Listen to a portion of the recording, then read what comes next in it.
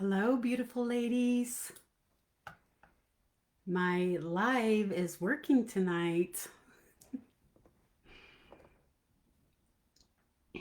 So good to connect with you again. Man, the weeks just go by so fast. I'm so happy you're here. And before we begin, let's just start by taking a deep breath together. So just a big breath in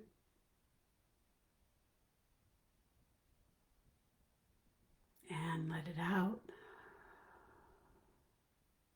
Do it again, in and out. Thank you so much for taking this time for yourself. Tonight, we're going to talk about something that I believe affects so many women, but we don't often recognize it in ourselves, and that is people pleasing.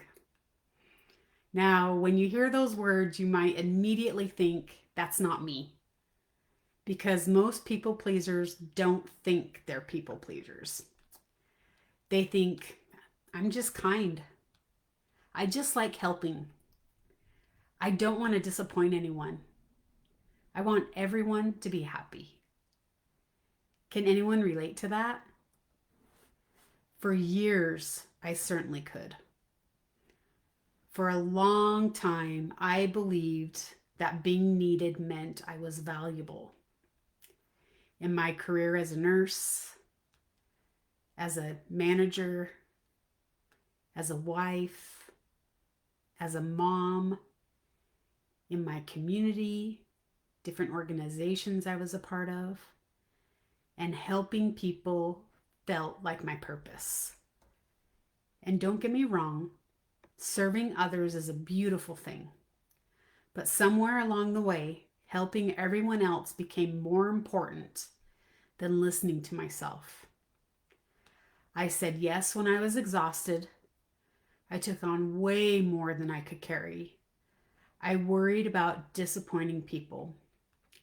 And if someone was upset with me, I immediately assumed I had done something wrong. Can anyone relate? I thought I was simply being kind. And looking back, I realized I was afraid. Afraid of letting people down, afraid of conflict, afraid that if I disappointed someone, they might not accept me anymore. Here's something that I want you to hear. People pleasing isn't a personality flaw. It's often a survival strategy. Many of us learned very early in life, if everyone is happy, I'm safe. If I don't cause problems, I'll be accepted. If I take care of everyone else, maybe someone will love me. And those beliefs helped us survive. But they also taught us something very painful. They taught us that everyone else's needs mattered more than our own. So we stopped asking ourselves, what do I need? And we started asking, what does everyone else need from me? And that is exhausting.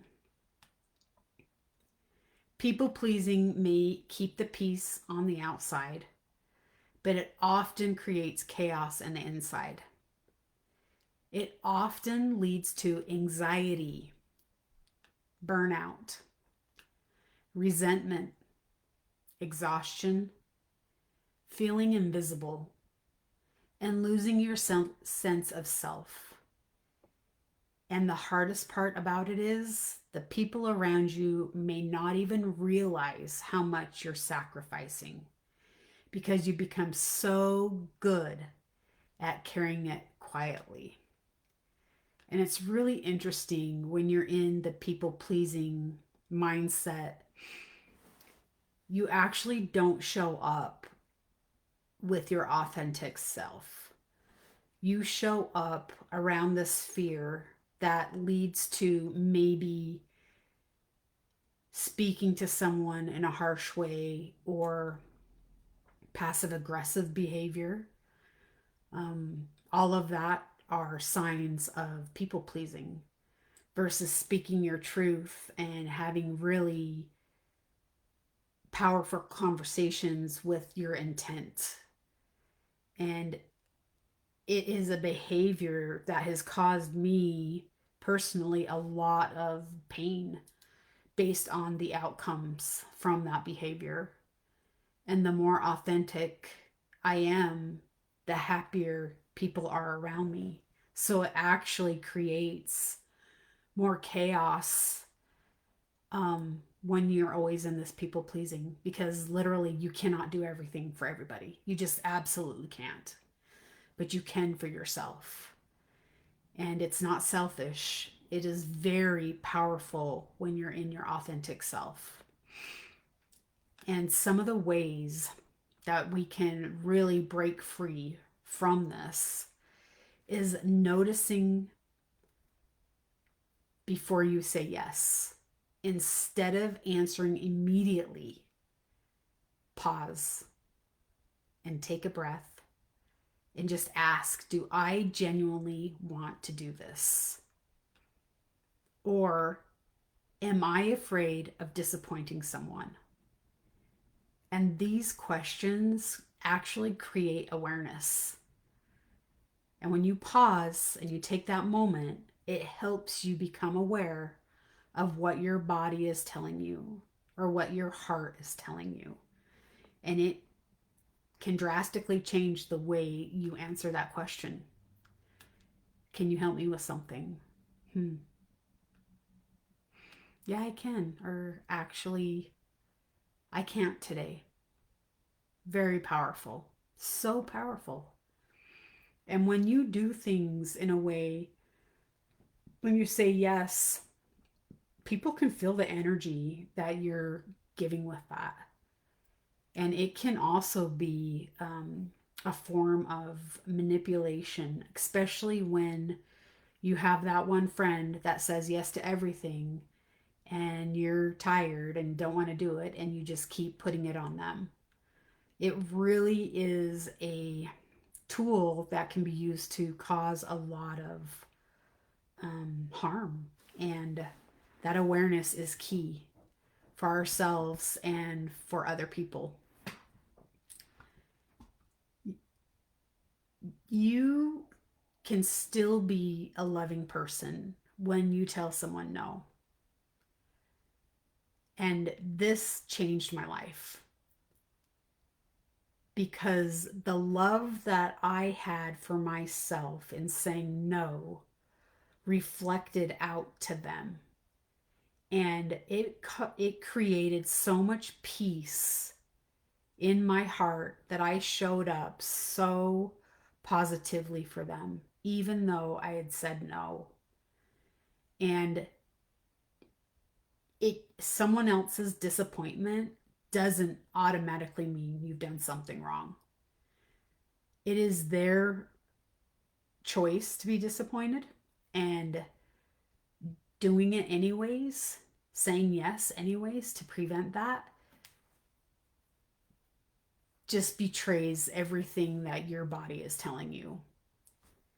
And healthy relationships are the goal, and they make room for healthy boundaries. It's really interesting. Just a personal story. One of my daughters was asking me if I could do something for her. And I was just really hesitant in my response. And, I originally wanted to say, yes, of course, of course. And I just took a minute and she just said, Mom, it's okay if you tell me no. It's okay if you can't do that. And I just had so much gratitude for her to have that awareness that it was something that I was in conflict about. And she just gave me permission to say no. And it was such a gift for her to recognize that in me. Choosing yourself does not have to be dramatic. It might also look like taking a walk, meditating, going to bed early, That is so important to me. I say no to a lot of things based on the time that it starts and ends. And it's not even a question. It's not even a decision. It's just like, oh, I can't do that tonight. And you can also choose yourself by saying no to one extra commitment, a big commitment. You can just say, I can't at this time. Eating your lunch instead of working through it. And every small choice tells your nervous system that I matter too. And that is so important to rewire your nervous system. So I'd love for you to think about this question. Where in your life are you saying yes when your heart is quietly saying no? Maybe it's work, maybe it's family, maybe it's friendships, maybe it's expectations that you have placed on yourself. And just notice that awareness is gold. It is the beginning of change. And I want to leave you with this: being kind doesn't require abandoning yourself. Being compassionate doesn't require sacrificing your well being. You can care deeply for others and still care deeply for yourself. In fact, like I said before, the more connected you are to yourself, the more present, loving, and authentic you will be with the people around you. Remember, you are allowed to have needs. You are allowed to rest. You are allowed to say no. You are allowed to disappoint people sometimes. Because every time you choose yourself with love, you're teaching yourself something beautiful. You're teaching yourself that your needs matter too. And I am just so grateful that you're here tonight. I know it takes time to be here, and just showing up makes such a difference for yourself. I would love to hear from you in the comments. I would love to know what's one small way you're going to choose yourself this week. Remember, healing isn't about becoming different. It's about coming home to the person you've always been. I hope you have a beautiful week. And I will see you next Wednesday. Have a good one, ladies.